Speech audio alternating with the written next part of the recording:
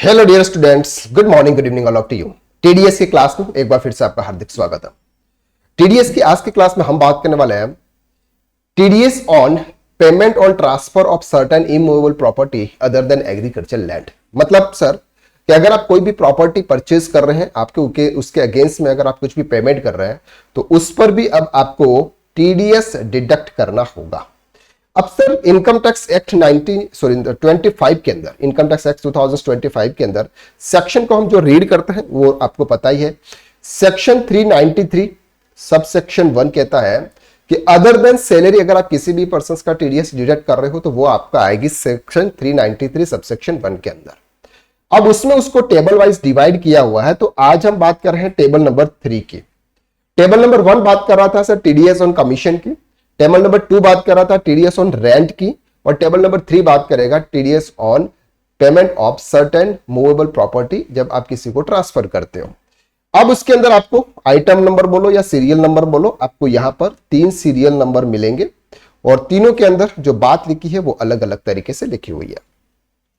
Simple सी चीज है कि सर अगर हम कोई भी प्रॉपर्टी सेल करते हैं या फिर हम कोई भी प्रॉपर्टी परचेज करते हैं, प्रॉपर्टी का सिंपल सा मतलब होता है लैंड या कोई भी बिल्डिंग या कोई भी ऑफिस, घर, कुछ भी हो सकता है अदर देन एग्रीकल्चर लैंड, यानी कि वो सर हमारी एग्रीकल्चर लैंड नहीं होनी चाहिए।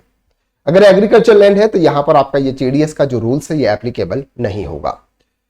सबसे पहला जो सीरियल नंबर 1 है, टेबल नंबर 3 का सीरियल नंबर 1 है, वो कहता है कि sir transfer of immovable property other than agriculture land person other than covered third number serial, यानी कि सीरियल नंबर 3 के अंदर जो पर्सन है उसके अलावा। तो उसके अलावा कौन है सर? उसके अलावा यहां पर ये इन्होंने बात की है, थर्ड नंबर है सर ये।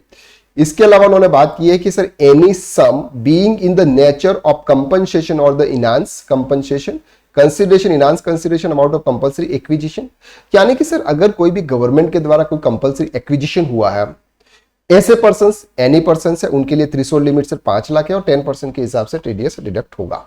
लेकिन हम यहां पर हम इसकी बात नहीं करेंगे, हम प्रैक्टिकल पॉइंट ऑफ व्यू से बात करेंगे कि अगर मैं कोई भी प्रॉपर्टी परचेज करता हूं, अगर मैं कोई इंडिविजुअल पर्सन हो या कोई भी हो, अगर मैं कोई भी प्रॉपर्टी परचेज करता हूं और उस प्रॉपर्टी की वैल्यू 50 लाख रुपीज से ज्यादा है, यानी कि सर वो प्रॉपर्टी मैंने कितने रुपीज में परचेज की है? 50 लाख रुपए से ज्यादा में वो प्रॉपर्टी मैंने परचेज की हुई है। क्या मुझ पर टीडीएस डिडक्ट करने की लायबिलिटी आएगी? आंसर इज यस सर, आएगी। कितना परसेंट आएगी सर? 1% मुझे डिडक्ट करना होगा। अब सर 1% कौन सी वैल्यू का? फुल वैल्यू का, जितनी भी प्रॉपर्टी है आपकी वो।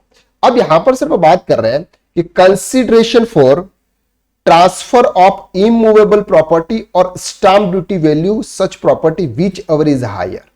मतलब क्या है सर? मतलब यह है कि सर मैंने कोई प्रॉपर्टी थी, उस प्रॉपर्टी की गवर्नमेंट के हिसाब से जो स्टाम्प वैल्यू थी वो थी सर 60 लाख रुपीस की, और मैंने वो प्रॉपर्टी परचेज की फॉर एग्जांपल 80 लाख रुपीस की।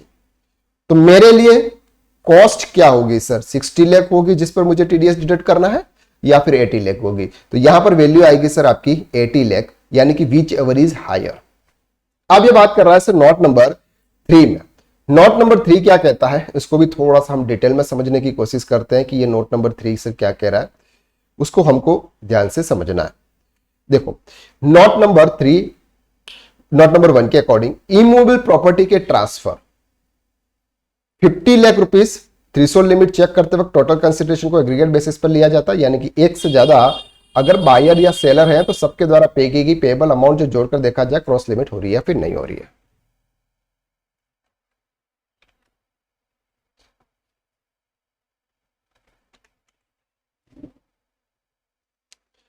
तो यहां पर जो स्टाम्प वैल्यू की जो ड्यूटी होती है, यानी कि स्टाम्प वैल्यू जो होती है वो सर हमारी कम हो सकती है, लेकिन प्रॉपर्टी जो हम सेल्स करते हैं या परचेस करते हैं उसकी जो वैल्यू होती है वो ज्यादा होती है। तो यहां पर आपको ये चीज ध्यान रखें कि एक और बात आती है कि सर अगर कोई भी प्रॉपर्टी हमने दो पार्टी से मतलब एक पार्टी से परचेस की है, लेकिन हम 2 पर्सन से उसको परचेस करने वाले, जैसे एक कोई प्रॉपर्टी थी जिसकी वैल्यू थी सर 60 लाख रुपीस और 2 उसके पार्टनर्स थे, यानी कि 2 पर्सन ने परचेज की थी सर ए और बी। इसने भी सर 30 लाख रुपीस दिए और इसने भी 30 लाख रुपीस दिए, 30 लाख रुपीस दोनों ने दिए।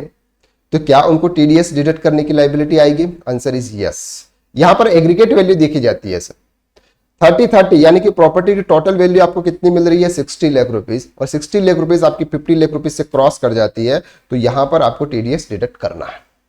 नोट 2 के मुताबिक अगर किसी पेमेंट को serial number 3 property transfer serial number 3 special agreement दोनों प्रोविजन अप्लाई हो रहे हैं, तो टीडीएस सिर्फ 3A की थ्रू यानी कि 10% रेट पर जाएगा। ऊपर A और 2 दोनों अप्लाई हो रहे हैं तो उनके लिए। नोट 3 के हिसाब से टीडीएस तभी एप्लीकेबल जब सेल्स कंसिडरेशन या स्टाम्प ड्यूटी वैल्यू जो भी हायर हो 50 लाख या उससे अधिक हो। अगर इससे कम की वैल्यू है तो उस पर टीडीएस एप्लीकेबल नहीं होगा।